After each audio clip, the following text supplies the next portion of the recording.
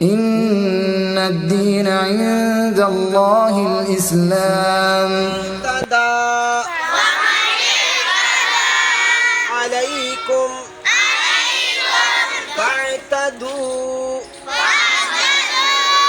عليه بمثل ما اعتدى عليكم واتقوا الله واعلموا أن الله مع المتقين.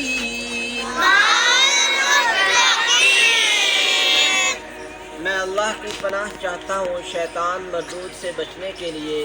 شروع اللہ کے نام کے ساتھ جو بڑا مہربان نہایت رحم والا ہے. مہینہ حرمت کا بدلے ہیں حرمت کے مہینے کے، اور حرمتیں ایک دوسرے کا بدلہ ہے. بس جو شخص زیادتی کرے تم پر تو تم بھی زیادتی کرو اس پر برابر اس کے جو اس نے زیادتی کی ہے تم پر.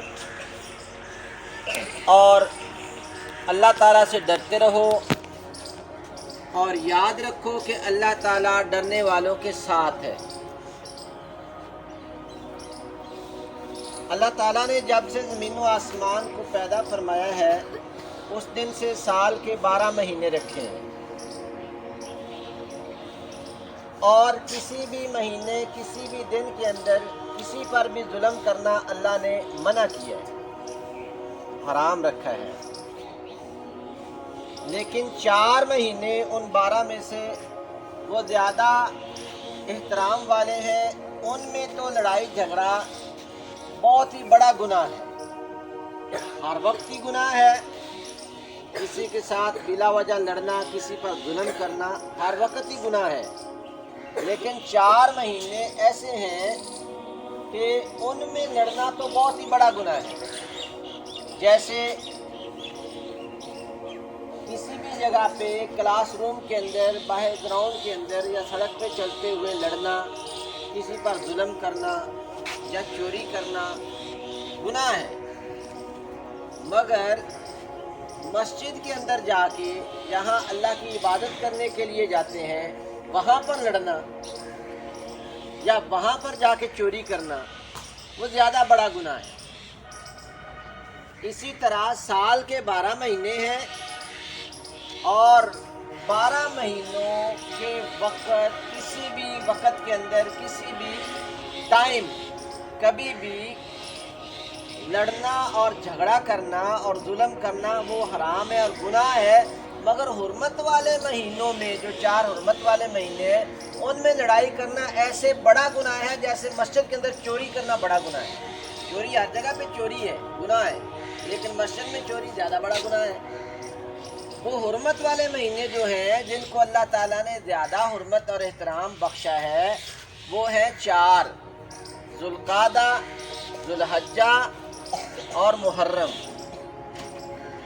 یہ وہ مہینے ہیں جن میں روئے زمین پر جو ساری زمین کا مرکز ہے اور اللہ تعالیٰ کا جو مرکزی گھر ہے بیت اللہ شریف، لوگ دنیا کے کونوں سے اس گھر کی زیارت کرنے کے لیے اور حج کرنے کے لیے ان مہینوں میں آتے ہیں اور پھر واپس جاتے ہیں. اس لیے ان مہینوں کا بہت ہی زیادہ احترام ہے: ذوالقعدہ، ذوالحجہ اور محرم. پھر آگے جا کے ایک مہینہ آتا ہے رجب کا، جو عمرے کا مہینہ ہے، خصوصاً عمرے کا مہینہ، تو اس کو بھی احترام حاصل ہے. جو حرمت والے مہینے کی حرمت کی پاسداری نہیں نہ کرتا اس کے ہاتھ توڑ دو تاکہ اس کو سمجھ آ جائے کہ حرمت والے مہینوں کا احترام ہے. اور اسی طرح باقی جو حرمتیں ہیں اور احترام ہیں، جس چیز کا بھی احترام ہے، عقلی اعتبار سے، انسانی اعتبار سے، دینی اعتبار سے، اگر کوئی دشمن اس چیز کا احترام نہ کرے تو تم بھی ان کی ویسی چیز کا احترام نہ کرو۔ والحرمات اور حرمتیں قصاص ایک دوسرے کا بدلہ ہے۔ جو تمہارے بچوں پر ظلم کرتا ہے اس کے بچوں کو ظاہر بات ہے اس کو سبق دو۔ والحرمات اور حرمتیں قصاص ایک دوسرے کا قصاص ہے اور بدلہ ہے۔ فمن اعتدی علیکم جو کوئی زیادتی کرے تم پر، فاعتدوا علیہ تو تم بھی زیادتی کرو اس پر، بمثلی برابر، ما اعتدی اس کے جو اس نے زیادتی کی ہے، علیکم تم پر۔ وعدہ نہیں کرنا، لڑائی نہیں کرنی، جھگڑا نہیں کرنا، فساد نہیں پھیلانا، لیکن کوئی اگر بار بار فساد پھیلا رہا ہو، وہ ایک جماعت ہو یا ایک ملک ہو یا کوئی بھی ہو، تو اس کو سبق دینے کے لیے اچھی طرح سبق دینا، لیکن پھر بھی زیادتی نہیں کرنی، برابر بس کام رکھنا ہے۔ اور اللہ تعالیٰ سے ڈر کے، یہ نہ ہو کہ تمہارے اندر زور زیادہ ہو تو تم ان کو اچھی طرح کچل ہی دو، ایسے نہیں کرنا۔ اللہ تعالیٰ سے ڈر کے صرف فساد کو ختم کرنا ہے، اور یاد رکھنا ہے کہ اللہ تعالیٰ ڈرنے والوں کے ساتھ ہوتا ہے اور ان کو اللہ فتح یاب کرتا ہے۔ اللہ تعالیٰ دنیا کو امن کا گہوارہ بنائے، اور جو لوگ ڈاکو ہیں، لٹیرے ہیں، ظالم ہیں، اللہ تعالیٰ ہمیں ان کے ہاتھ روکنے کی توفیق نصیب